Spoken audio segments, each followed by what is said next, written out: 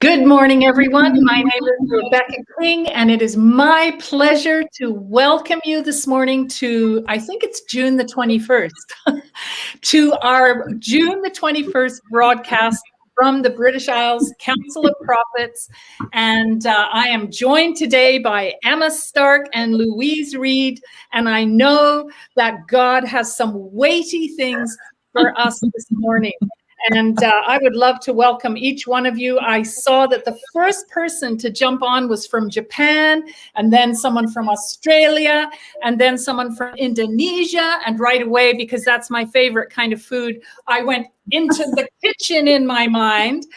And then another Australian, and finally someone from the British Isles. So wherever you are from, you are so welcome here in this land today as we listen and give to you what we sense God is saying to us as prophets and as people and as nations today. And I'm just going to start off really quickly, and because we've had quite the conversation in the green room this morning, and we could go in all sorts of directions, but we know God has a rudder on us, and we want to hit the mark.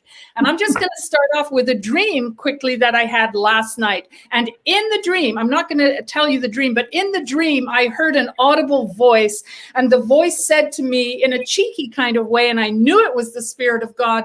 He said, "It's that weighty thing you've got going on." And I remember responding in the dream and saying, "Am I fat?"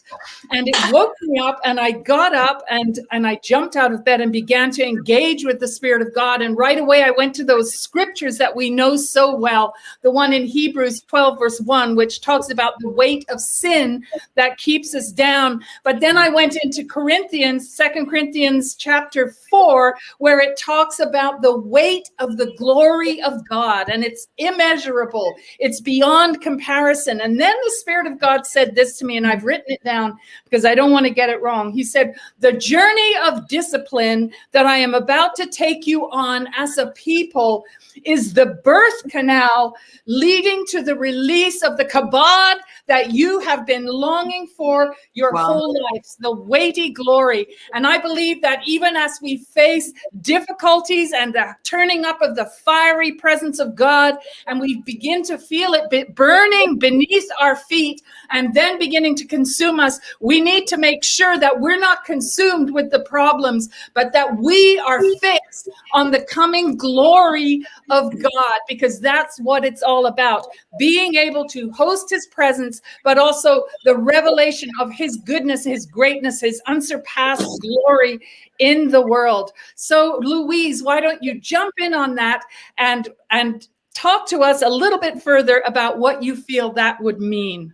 Well, first of all, just to comment on what you're saying there, Rebecca, I just love what you're saying about the weight of sin and the weight of glory. And, you know, it seems to me quite often that we're either pitching ourselves in one camp or the other. But actually, it's a progression, isn't it? It's moving all the time from the weight of sin out of that and into the weight of glory. And what a great encouragement to start with on a Monday morning.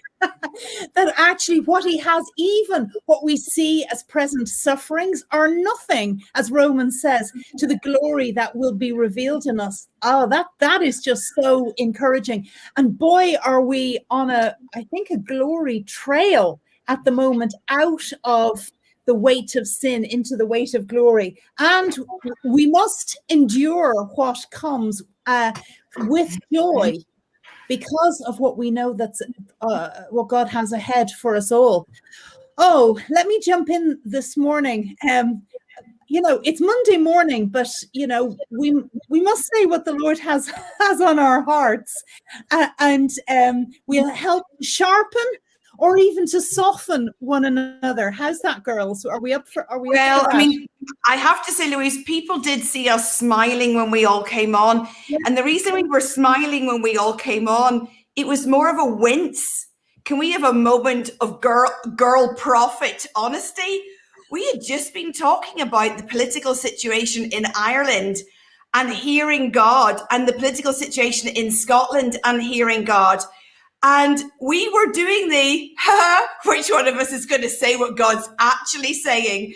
And so when David hit the music, our toes were curling, because we had just agreed what we'd heard God say over Scotland and Ireland.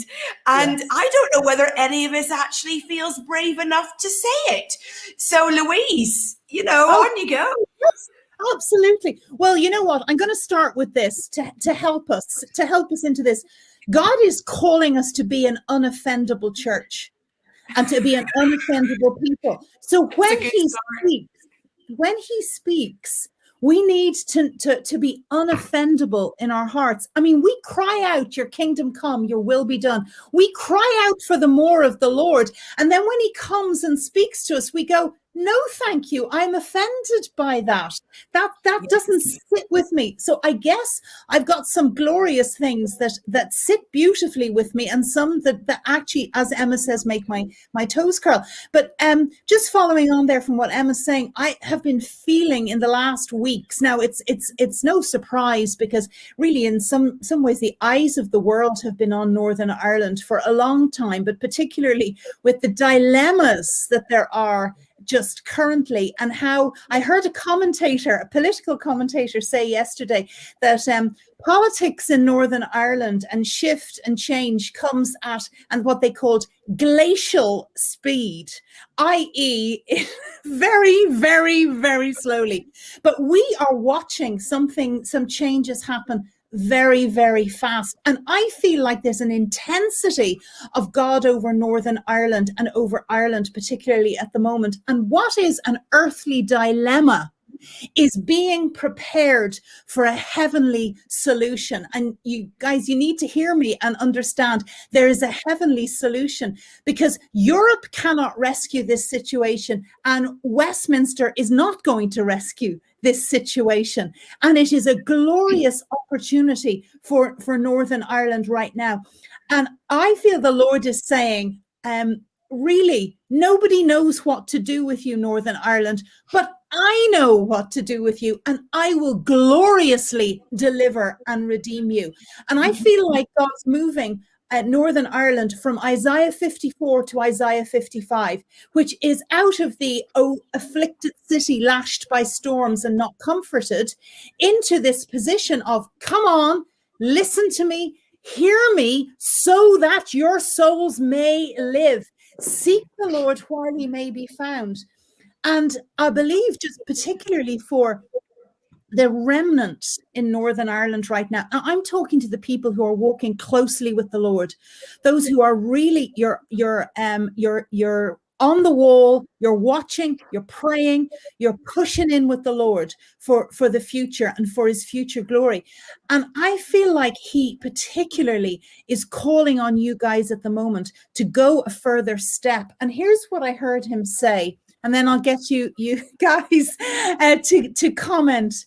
And it's about our symbols and our flags. And I heard him say, Northern Ireland remnant, I want you to take down your flags. I'm calling you beyond your flag. And I thought, but nobody's got their flag in their front garden. What on earth is that all about?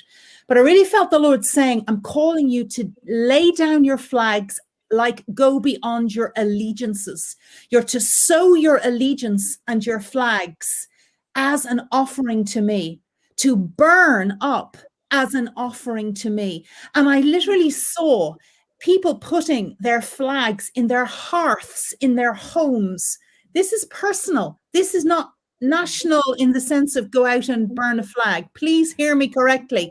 But what's in your heart, what's sealed in your heart, the Lord is coming with a burning fire to deliver you because of the glory that will be revealed in you. And so there's a real call to the remnant to go beyond the flag, because having that stuff still in our hearts, we're unwittingly colluding with the enemy.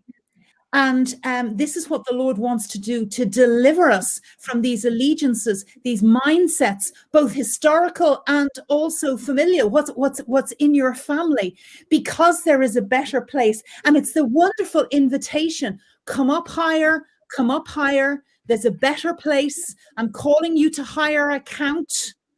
I'm calling you to higher account, because where you go, the nation will then be able to go.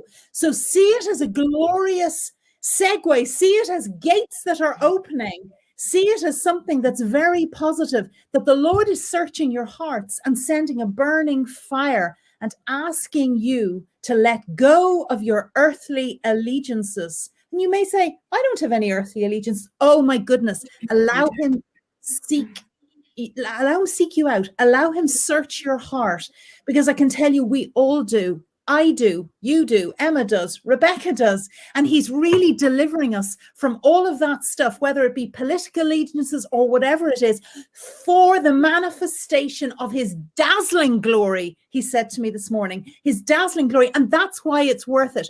So tough word. It's a burning spirit that's coming to do this. But remnant in Northern Ireland, be very encouraged, because this is necessary for what's ahead.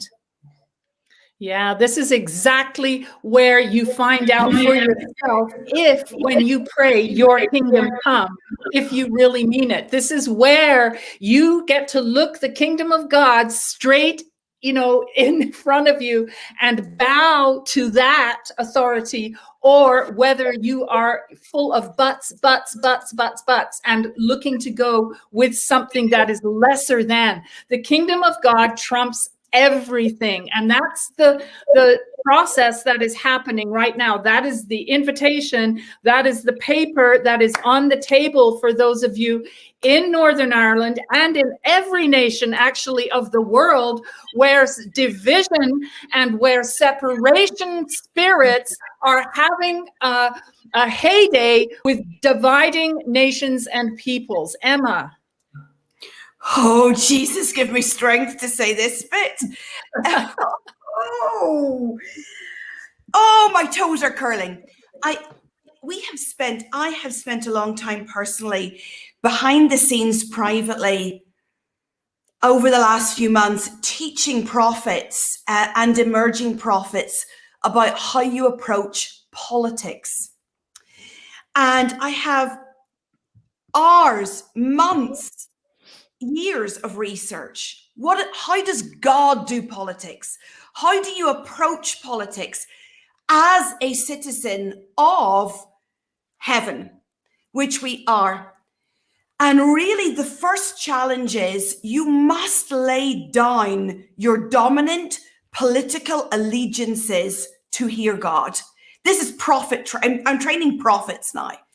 It is so easy to put your own political default preferences so strongly to the front of your mind that you filter God through your political preferences. It's so easily done.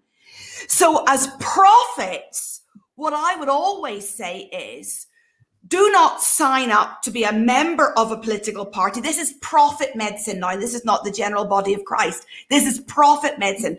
Because if you're going to bring the word of the Lord, you've got to know in your own life, you're aligned to the kingdom and not married somewhere else wrongly on the earth. It's really important. And that's why I think we saw so many errors in political words around the last election in America, because there was so much personal preference that had not been killed on an altar. And prophets must hear God, not their own preferences. As a prophet, God will not allow you to have your own preferences. So I kind of segue into that. And you've got to know this in terms, he'll be muting me in a minute. I have preferences politically for Scotland. I have preferences politically for Northern Ireland, because we all do. But in both Northern Ireland and in Scotland, God has spoken to me opposite the culture of politics that I was raised in. And it has caused me massive moments with God.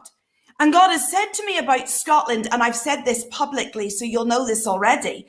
God has said to me to Scotland, my desire for Scotland is that she stays in a union. My desire for Scotland is not for her independence at this time. And God has told me why, because it would be from a rebellious spirit. And actually, if Scotland does get independence, it will be out of the best will of God for the nation of Scotland. Because the Scottish people will not break with their independent and rebellious mindsets. And so I feel like that is quite a burden to bear in this nation of Scotland, that Scotland wants, that God wants Scotland in a family of nations and not strutting her stuff rebelliously off on her own. Can I tell you personally, I'm going to be really, really honest. That's not how I voted in the past. But God has said to me, you can't hold that allegiance anymore, Emma. Because that's out of my kingdom. Now, do you want me to tell you what you said about Northern Ireland? Seriously. You know, I grew up in Northern Ireland, and I grew up in a unionist family. I grew up in a very Protestant family, as some of my friends here on will know. But the Lord has said to me that his desire for Ireland is opposite to my upbringing. And sometimes I don't know what to do with that. And the Lord has said there will be unity on the land mass of Ireland. There will be unity on the land mass of Ireland. Spiritually, politically, they will become aligned. And so I feel like the Lord is saying, as you said, Louise, I will not give solutions to Stormont. I will not give solutions to the European Union. I will not give solutions to Westminster. And actually, God withholding solutions is a very serious thing for a prophet to say. Now, are we talking about this happening tomorrow? No. Are we talking about it over 20 years? Yes. But God is sowing seeds that will bring chaos so that there can be a breaking down of our personal allegiances to ultimately resurrect a nation to be one. That's it. Wow. Yeah.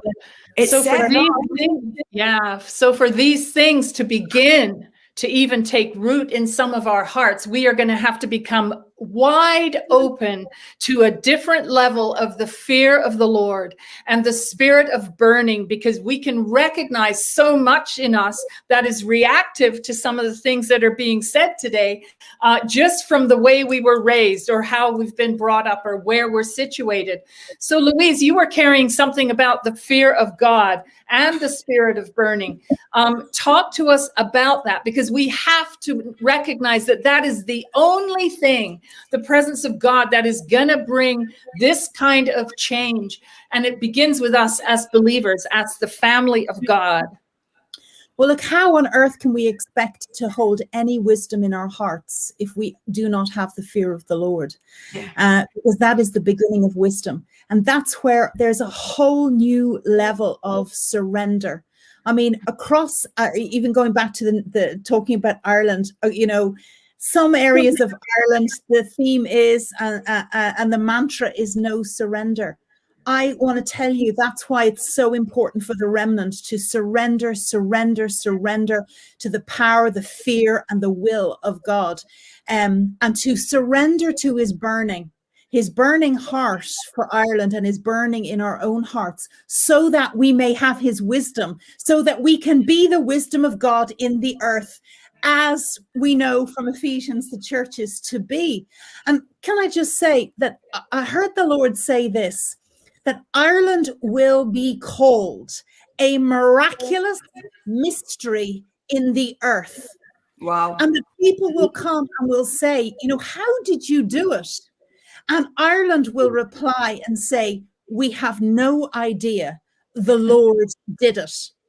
Wow. Because it's so that no man may boast. That's the sign and the wonder that Ireland will be in the earth. Now, I'm after that, and that allows me, it gives me energy and permission to lie down and to surrender my preferences, whatever they may be. I mean, I personally, even though I'm from the south of Ireland, I'm not from a Catholic background. I'm from a Protestant background. So I'm a strange hybrid because I'm Southern, but I'm Protestant. It's normal to be Northern and Protestant, like Emma's background. It's less usual to be Southern and Protestant.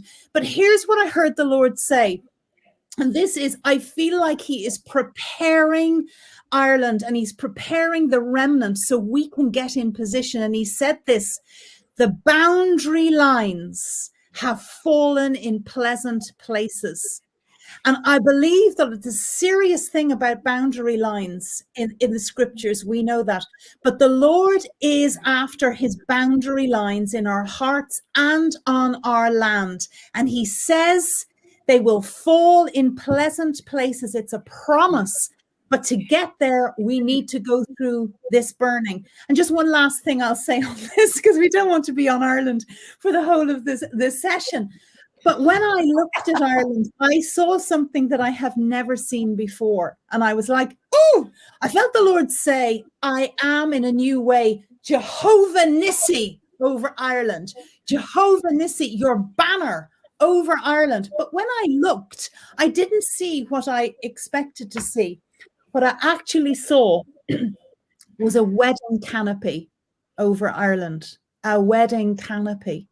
And there's marriages in our hearts that need to happen first.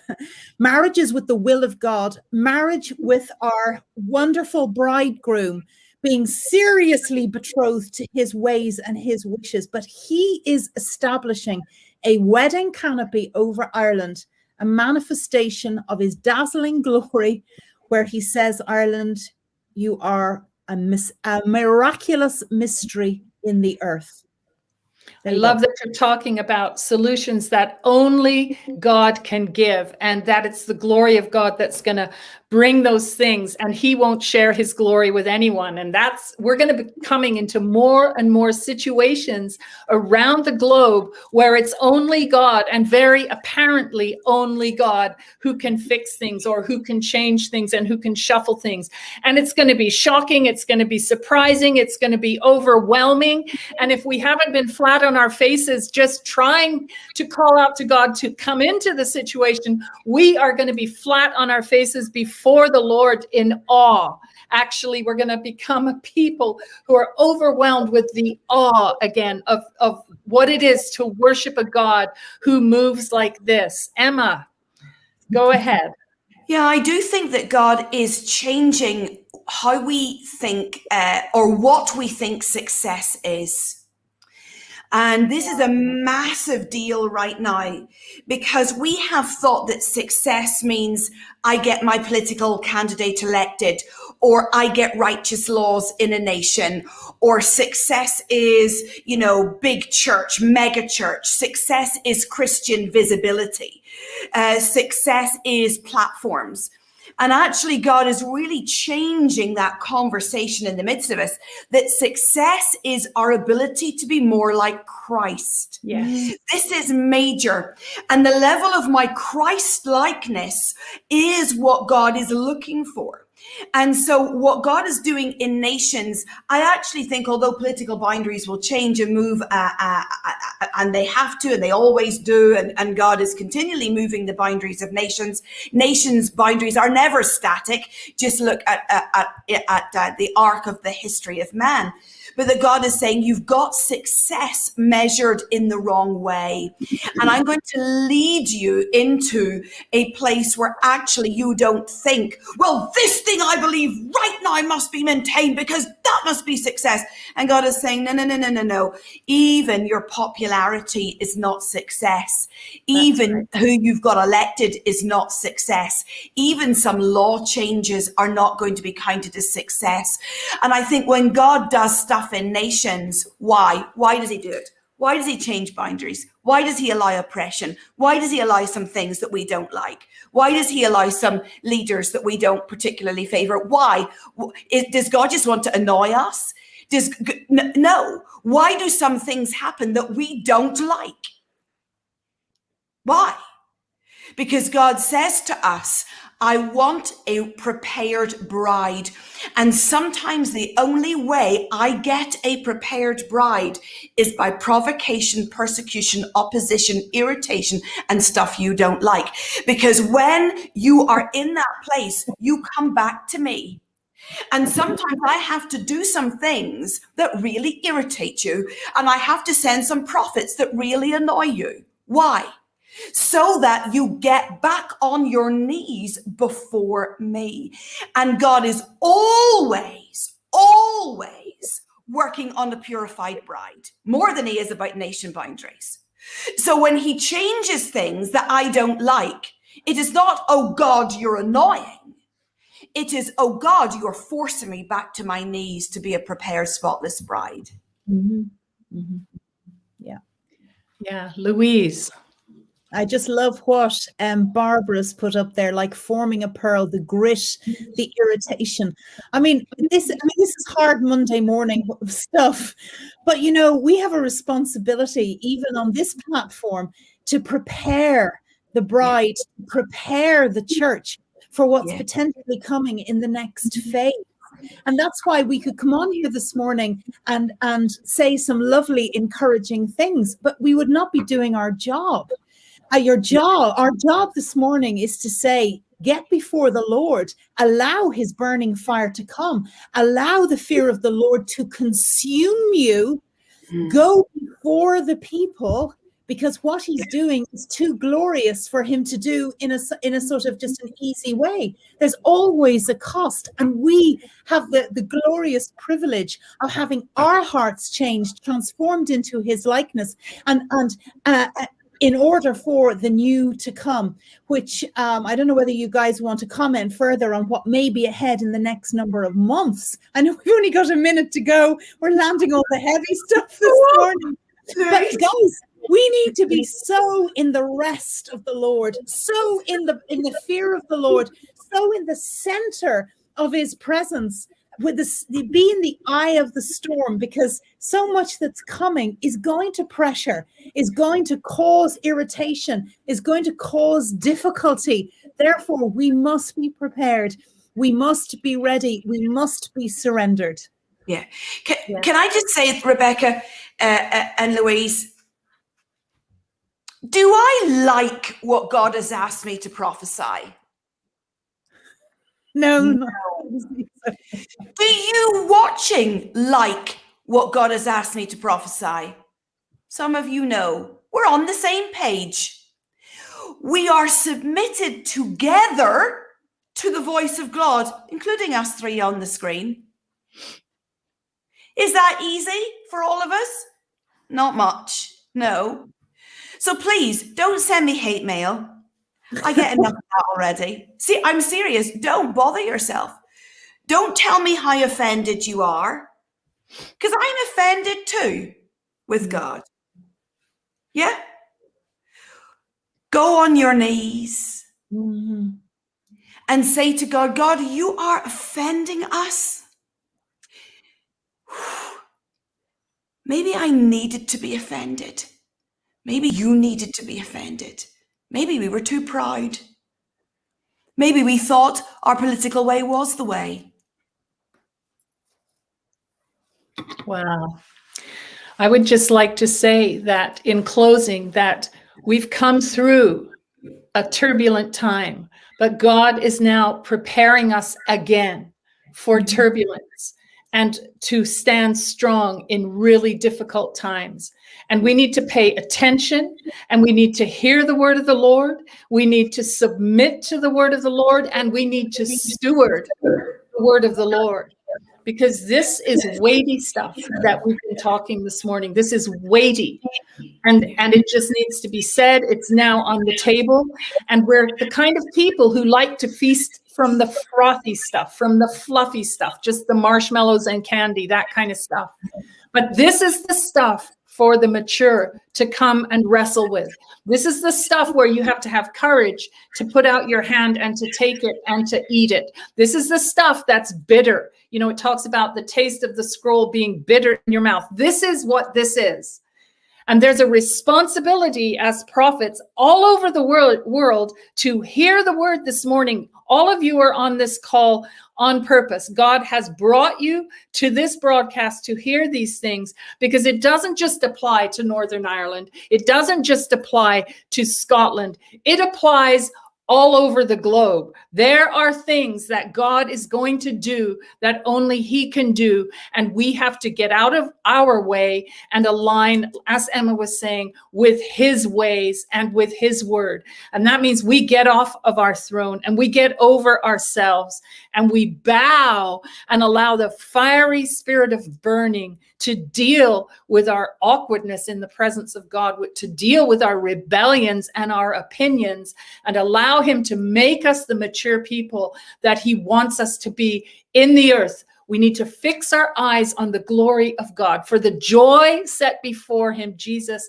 endured the cross. There is a kind of glory that is going to be released, or a kind of joy that is going to be released through this process that we have not yet known, and so, or understood. And so we need to fix our hearts and fix our lives on the presence of God and the word of the Lord in this season. Thank you so much for joining us. Thank you, Louise and Emma, for being bold and daring and risky and powerful women who live on the edge. And it makes life interesting for the rest of us, and we get to be the ones stewarding the word of God. So come on. Thank you so much. And thank you everyone for joining us. We're a little bit over time, but that's because we all like to talk. And God bless you all. We'll see you again on Friday. Thank you for being with us. Have a great week, everyone. Bye. Bye.